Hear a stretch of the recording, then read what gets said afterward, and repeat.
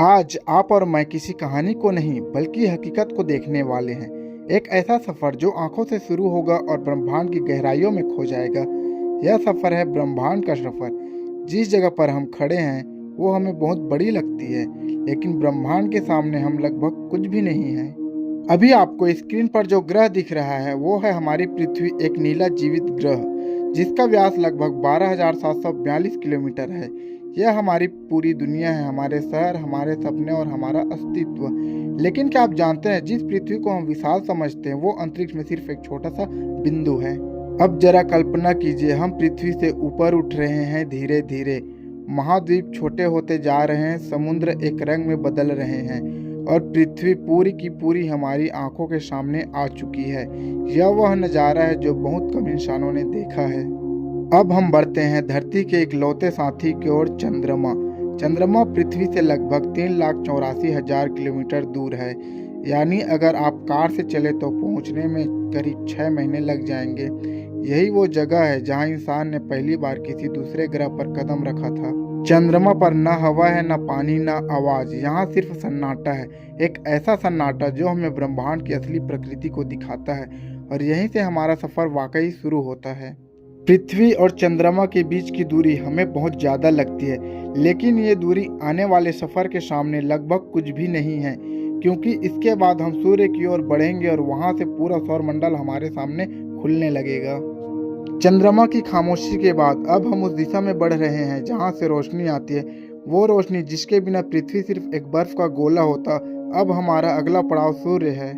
सूर्य को हम रोज देखते हैं, लेकिन हम उसे जानते नहीं। यह सिर्फ एक चमकता हुआ गोला नहीं बल्कि एक न्यूक्लियर आग का समुंदर है। सूर्य का व्यास लगभग 13 लाख किलोमीटर है, यानी इसके अंदर 13 लाख पृथ्वियां समा सकती है। सूर्य की सतह का तापमान करीब 5500 डिग्री सेल्सियस है, लेकिन इसके अंदर तापमान पहुंच जाता है 1.5 करोड़ डिग्री तक। यहाँ हर सेकंड हाइड्रोजन हीलियम में बदलता है और उसी प्रक्रिया से ऊर्जा निकलती है।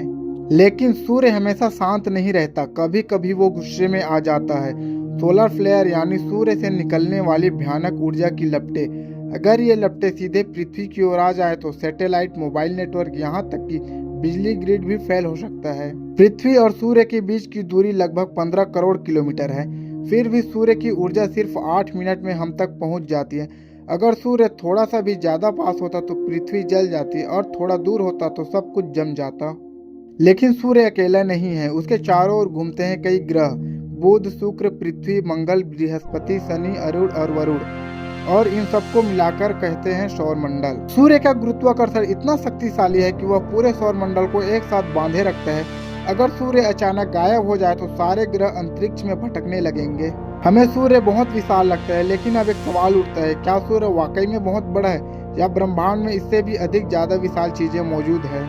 सूर्य को पीछे छोड़ते ही हम एक ऐसे इलाके में प्रवेश करते हैं जहां सब कुछ पहले से कई ज्यादा विशाल है। यहाँ ग्रह पृथ्वी जैसे छोटे नहीं बल्कि दानवों की तरह हैं। मंगल और बृहस्पति के बीच एक रहस्यमय इलाका है, क्षुद्र ग्रह पट्टी। यहाँ लाखों चट्टानें सूर्य की परिक्रमा करते हैं। कुछ इतने छोटे हैं कि मुट्ठी में समा जाए और कुछ पूरे शहर जितनी बड़ी। वैज्ञानिक मानते हैं कि यहाँ कभी एक ग्रह बनने वाला था, लेकिन वो कभी पूरा नहीं हो सका। अब हमारे सामने सौरमंडल का सबसे बड़ा ग्रह बृहस्पति है। बृहस्पति इतना विशाल है कि इसके अंदर 13,000 से ज्यादा पृथ्वियां समा सकती है। लेकिन हैरानी की बात यह है कि ठोस नहीं, यह एक गैस का दानव है। बृहस्पति पर एक तूफान है जो 300 सालों से चल रहा है। इसे कहते हैं ग्रेट रेड स्पॉट। यह तूफान इतना विशाल है कि इसके अंदर 2 पृथ्वियां एक साथ समा जाए। बृहस्पति के पास सिर्फ 1 या 2 नहीं बल्कि 90 से ज्यादा चंद्रमा है। इनमें से कुछ पर बर्फ के नीचे पानी होने के संकेत मिले, शायद जीवन की संभावना भी। और अब हम पहुंचते हैं सौरमंडल के सबसे खूबसूरत ग्रह शनि पर। इसके छल्ले बर्फ और चट्टानों से बने हैं और इनका फैलाव लाखों किलोमीटर तक है। बृहस्पति और शनि देखने में ठोस लगते हैं, लेकिन सच्चाई ये है कि इन पर खड़े होने की कोई जमीन नहीं है। अगर आप इन पर उतरे तो सीधे उनके अंदर डूबते चले जाएंगे। इसके आगे अरुण और वरुण हैं। यहाँ सूरज की रोशनी बहुत कम पहुँचती है और तापमान माइनस सैकड़ों डिग्री तक गिर जाती है। ये ग्रह हमें बताते हैं कि सौरमंडल कितना विशाल है। अब हम सौरमंडल के आखिरी सिरे पर हैं। इसके आगे अब ग्रह नहीं बल्कि एक नया संसार है, जहाँ तारे सूर्य जैसे नहीं बल्कि कहीं ज़्यादा शक्तिशाली हैं। अब तक का सफ़र हमें बहुत दूर ले आया है, लेकिन सच तो यह है कि असली यात्रा अब शुरू हो रही है। क्योंकि अब हम एक ग्रह, एक तारे, एक सौर मंडल में नहीं बल्कि एक पूरी आकाश गंगा में प्रवेश करने वाले हैं। मिल्की वे यानी दूधिया रास्ता, यह एक विशाल घूमती हुई डिस्क है जिसमें 100 से 400 अरब तारे मौजूद हैं। हर चमकता हुआ बिंदु एक सूर्य हो सकता है। हमारा सौर मंडल मिल्की वे के बीच में नहीं, हम स्थित हैं एक बाहरी भुजा में जिसे कहा जाता है ओरायन आर्म, यानी हम ब्रह्मांड के केंद्र में नहीं, एक कोने में रहते हैं। मिल्की वे सिर्फ तारों से नहीं बनी, यहाँ विशाल गैस और धूल के बादल हैं जहाँ नए तारे जन्म लेते हैं। इन जगहों को कहते हैं नेब्यूला। जब गैस और धूल अपने ही गुरुत्व से सिकुड़ने लगते हैं तो धीरे धीरे एक नया तारा जन्म लेता है, यानी हर तारे के पीछे लाखों सालों की कहानी होती है। लेकिन तारे हमेशा जिंदा नहीं रहते, कुछ तारे शांतिपूर्वक बुझ जाते हैं और कुछ मरते समय पूरी आकाश गंगा को हिला देते हैं। इन्हें कहते हैं सुपरनोवा।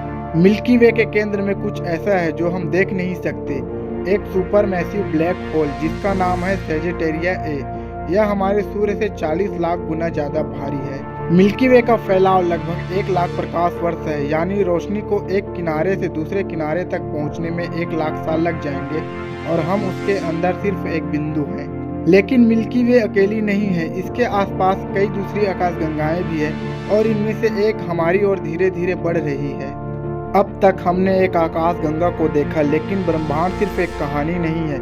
यहाँ कहानियाँ एक दूसरे से टकराती है, जुड़ती है और फिर कुछ नया बनाती है। अब हम प्रवेश कर रहे हैं आकाशगंगाओं की दुनिया में। मिल्की वे की सबसे बड़ी पड़ोसी है एंड्रोमेडा आकाशगंगा। यह हमसे लगभग 25 लाख प्रकाश वर्ष दूर है, लेकिन हैरानी की बात यह है कि यह हमसे दूर नहीं जा रही, बल्कि धीरे धीरे हमारी ही ओर बढ़ रही है।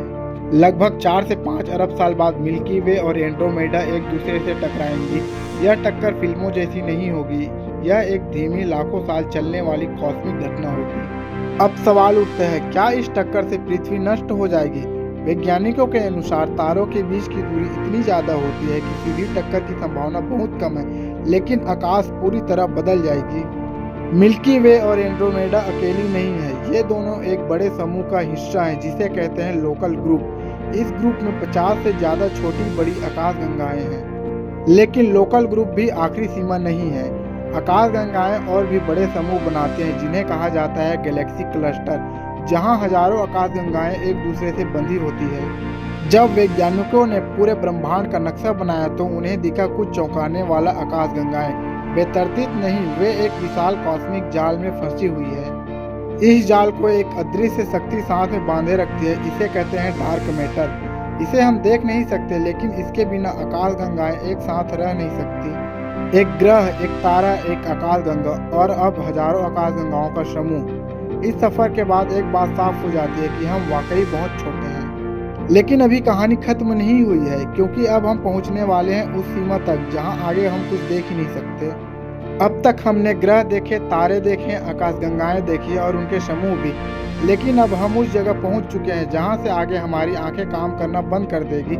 यह है ऑब्जर्वेबल यूनिवर्स। ऑब्जर्वेबल यूनिवर्स का मतलब ये नहीं कि इसके आगे कुछ है ही नहीं, इसका मतलब है इतना हिस्सा हम देख सकते हैं, क्योंकि ब्रह्मांड की उम्र लगभग 13.8 अरब साल है और रोशनी को हम तक पहुंचने में समय लगता है। ऑब्जर्वेबल यूनिवर्स का फैलाव लगभग 13 अरब प्रकाश वर्ष है, यानी रोशनी को एक किनारे से दूसरे किनारे जाने में 13 अरब वर्ष लग जाएगा और हम इसके बीच एक बहुत ही छोटी बिंदु हैं। जब हम दूर की आकाशगंगाएं को देखते हैं तो हम उन्हें वर्तमान में नहीं बल्कि करोड़ों अरबों साल पहले की स्थिति में देख रहे होते हैं, यानी टेलीस्कोप असल में टाइम मशीन है। हबल टेलीस्कोप ने हमें दिखाया कि खाली दिखने वाला आकाश असल में आकाशगंगाओं से भरा है और जेम्स वेब टेलीस्कोप हमें ब्रह्मांड के बचपन तक ले गया। ऑब्जर्वेबल यूनिवर्स की आखिरी दीवार पर हमें मिलती है एक हल्की सी चमक, इसे कहते हैं कॉस्मिक माइक्रोवेव बैकग्राउंड। यह ब्रह्मांड के जन्म के सबूत में से एक है। बिग बैंग वो पल था जब समय, जगह और ऊर्जा सब कुछ शुरू हुआ। सीएमबी हमें बताता है कि ब्रह्मांड एक जगह स्थिर नहीं, वह अब भी फैल रहा है। ऑब्जर्वेबल यूनिवर्स की एक सीमा है, लेकिन सवाल यह है, क्या ब्रह्मांड की भी कोई सीमा है या इसके आगे भी कुछ है जिसे हम कभी देख नहीं पाएंगे? यहाँ आकर विज्ञान भी कुछ सवालों पर रुक जाती है, क्योंकि इसके आगे सिर्फ सिद्धांत है, अनुमान है और कल्पनाएं हैं। अब हम उस मोड़ पर खड़े हैं जहाँ से आगे न नक्शे हैं न तस्वीरें, यहाँ से आगे सिर्फ सवाल है और शायद यही ब्रह्मांड की सबसे गहरी सच्चाई है। वैज्ञानिक मानते हैं कि ब्रह्मांड या तो बहुत बड़ा है या फिर सच में अनंत। अगर ब्रह्मांड अनंत है तो शायद हम जैसे अनगिनत और संसार कहीं न कहीं मौजूद होंगे। कुछ वैज्ञानिक एक और विचार रखते हैं जिसे कहते हैं मल्टीवर्स, यानी सिर्फ एक नहीं बल्कि अनेकों ब्रह्मांड एक साथ मौजूद। लेकिन अभी तक यह सिर्फ एक सिद्धांत ही है। इतना बड़ा ब्रह्मांड और उसमें हम इंसान एक ग्रह पर एक कोने में एक पल के लिए, फिर भी हम सवाल पूछते हैं और यही हमें खास बनाता है। ब्रह्मांड का ये सफर यहीं खत्म होता है, लेकिन सवाल यहीं से शुरू होते हैं, क्योंकि जब भी आप आसमान की ओर देखेंगे तो याद रखिएगा, आप सिर्फ तारे नहीं देख रहे हैं, आप अपनी जगह देख रहे हैं इस अनंत ब्रह्मांड में। अगर यह सफर आपको पसंद आया हो तो वीडियो को लाइक करें, चैनल को सब्सक्राइब करें और कमेंट में बताएं आपको ब्रह्मांड का कौन सा सवाल सबसे ज्यादा सोचने पर मजबूर किया।